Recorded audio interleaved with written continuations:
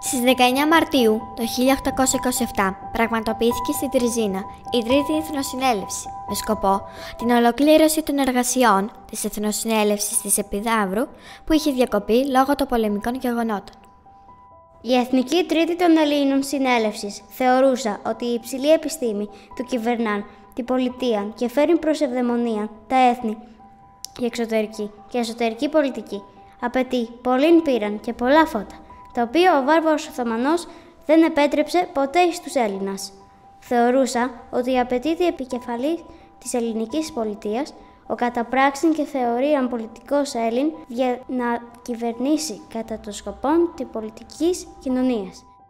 Ο κόμις Ιωάννης Καποδίστριας εκλέγεται παρά τη συνελεύσεως ταύτης εν ονόματι του ελληνικού έθνους, κυβερνήτης της Ελλάδος και πιστεύεται την νομοτελευστική αυτής δύναμη. Ώστε ούτως θέλει κυβερνήσει την ελληνική πολιτεία κατά τους καθεστώτας νόμους. Η διαδικασία της επιτράπησης απρά του έθνους εις αυτών εξουσίας προσδιορίζεται για 7 χρόνους αρχόμενους από τη σήμερα. Να ειδοποιηθεί διεγράφου εν υπογράφου από όλους τους πληρεξουσίους του έθνους προσκαλούμενους να έλθει εις την πατρίδα για να αναλάβει τα συνία της κυβερνήσεως. Διορίζεται τριμελής επιτροπή γνωριζομένη υπό το όνομα η Αντικυβερνητική Επιτροπή για να κυβερνήσει την Ελλάδα εν απουσία του και θέλει πάυση άμα φτάσει ο κυβερνήτης στην πατρίδα.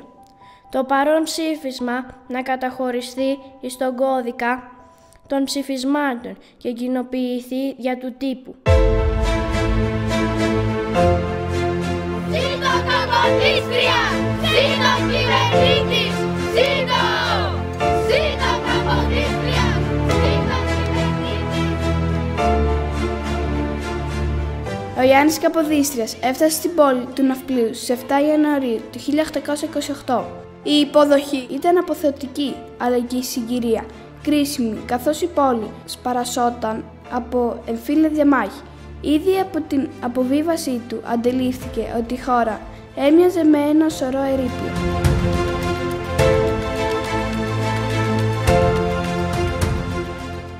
Παραγωγή δεν υπήρχε. Ούτε χέρια να εκδοθούν στην καλλιέργεια της γης. Η χώρα εκτινόταν ουσιαστικά μόνο στην Πελοπόννησο, στην στερεά Ελλάδα, τα νησιά του Αργοσολονικού και τις Κυκλάδες, αλλά ακόμη και σε αυτά τα ελάχιστα εδάφη την εξουσία δεν ασκούσε το κράτος, αλλά η τοπική αρχηγοί και κοτζαμπάσιδες.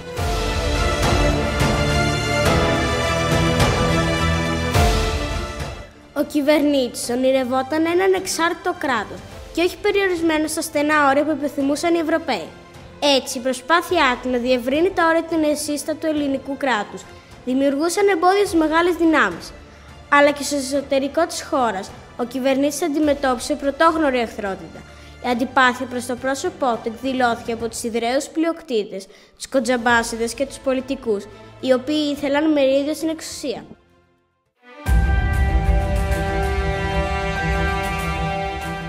Αυτά που λες εγκλαμπρότατε, ούλοι καλαμαράδες και με το συμπάθειο, είναι για δέσιμο όταν ζητάνε από τον κυβερνήτη ο καθένας ό,τι του λέει το κεφάλι του.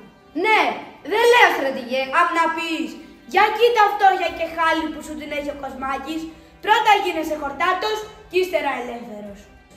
Ώστε λοιπόν στρατηγέ, μας ζητάς να παραδώσουμε τις ελευθερίες μας στα χέρια του κυβερνήτη. Μας ζητάς να πάψουμε να είμαστε ελεύθεροι. Εσύ που έχεις το αίμα σου την ελευθερία. Πού την είδες την ελευθερία στον τόπο μας? Ελευθερία θα πει να κάνουν οι κοτσαμπάσιδες ό,τι θέλουν, να τρογόμαστε από τον εμφύλιο πόλεμο, να βγάζουμε τα μάτια μας. Την ελευθερία μας την αναγνώρισαν δυνάμεις. Και σαν την αναγνώρισαν, στα χαρτιά το γράψανε. Αλλά ο Μπραήμις γυρίζει σαν σύμφωνας και καίει το μοριά. Αυτό λες του λόγου σου ελευθερία? Ώστε αν ο κυβερνήτης θέλει να φανεί αυθεντικός, τι θα γίνει? Τι θα πούν οι προύχοντες? Καλώς σας βρήκαμε. Λοιπόν, καπεταναίοι, από εδώ ο καπετάν Αντρέας και ο καπετάν Κωνσταντής λένε να πούνε οριστικά το ναι. Το ίδιο και ο Σαΐμις και ο Τρικούπης. Άντε λοιπόν με το καλό. Το πράγμα δεν θέλει αντίληψη. Οι Ιδραίοι είμαστε σύμφωνοι. Ο Κουτουριώτης υπογράφει. Και οι Ψαριανοί το ίδιο. Στέργεται δηλαδή να χάσουμε τα δικαιώματα που με τόσα ποτάμια αιμάτων αποκτήσαμε, και αν ο κυβερνήτης δεν ανταποκριθεί στις προσδοκίες μας? Κύριοι, καλημέρα σας.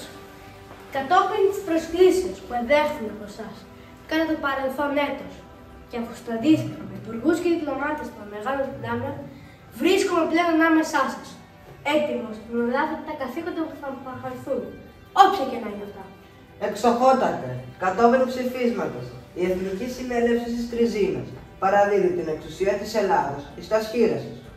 Βέβαια, το έθνος, για την καλήν από μέρους σας χρήση της εξουσίας, σας εκλέγει κυβερνήτη με προσωρινή επταετή θητεία διοικήσεως και παρακαλεί όπως αποδεχτείτε την πρόσκληση του δυστυχούς ελληνικού λαού. Κύριοι, σας ευχαριστώ. Αναγνωρίζω τις ευθύνες που αναλαμβάνω αποδεχόμενος την απόφαση αυτή. Εδώ δεν ήρθα ούτε για να δοξαστώ, ούτε για να απολαύσω κέρδη. Εδώ ήρθα γιατί χρέος μου ήταν να ακούσω τη φωνή της πατρίδος.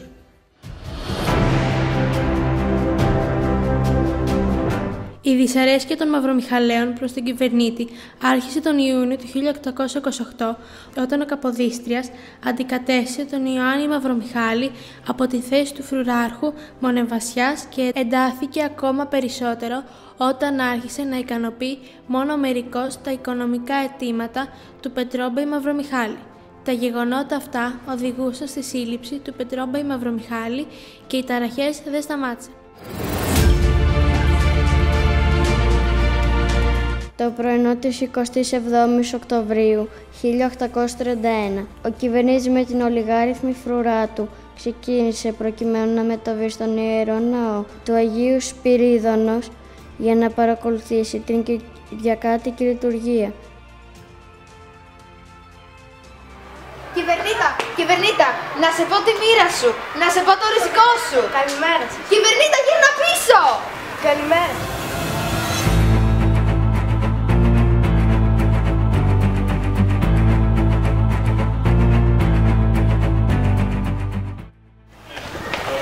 Καλημέρα. Ο κυβερνήτης ανταπέδωσε το χαιρετισμό και συνέχισε την πορεία του.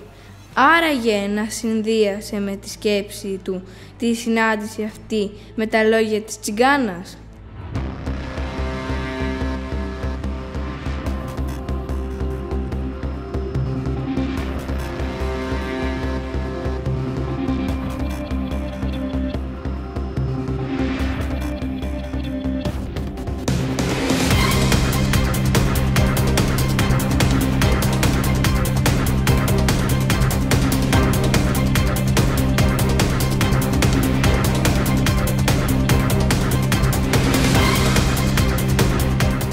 Μόλις έφτασε στην εκκλησία, ένιωσε μία ταραχή. Ο φόβος είχε αρχίσει να τον κυριεύει.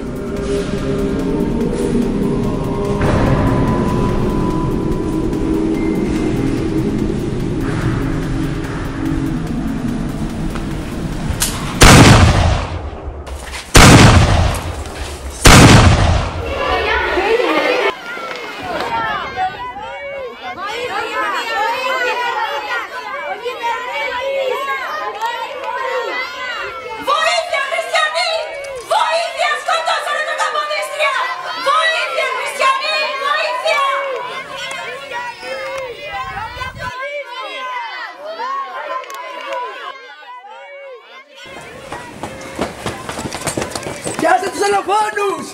Πιάστε τους!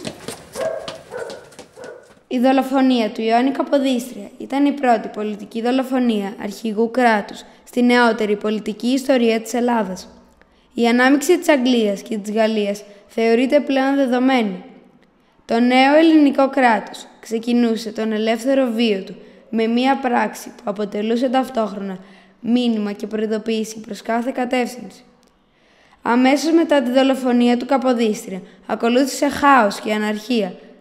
Ο επικεφαλής της προσωρινής διοίκησης, ο Αυγουστίνος Καποδίστριας, ο οποίος αποτελούσε σκιά του νεκρού αδελφού του, αδυνατούσε να επιβάλλει την τάξη. Το χάος αυτό άνοιξε τον δρόμο για την επιβολή της ελαίου Θεού Βασιλείας του Όθων. Ίσως σε αυτόν απέβλεπαν οι μεγάλες δυνάμεις με τη δολοφονία του Καποδίστρια, του ανθρώπου, ο οποίος με απίστευτους διπλωματικούς ελιγμούς τους εγκλώβησε στην αναγκαιότητα αναγνώριση του ελληνικού κράτους. Και όποιος δεν ήταν εύκολο να δεχτεί μοναρχίες και πολιταρχικά καθεστώτα τέτοιου τύπου. Αν ο κυβερνήτης δεν είχε δολοφονηθεί, θα συνέχιζε άραγε το ριζοσπαστικό του έργο? Θα είχε βρεθεί κάποιο άλλο εμπόδιο στο έργο του?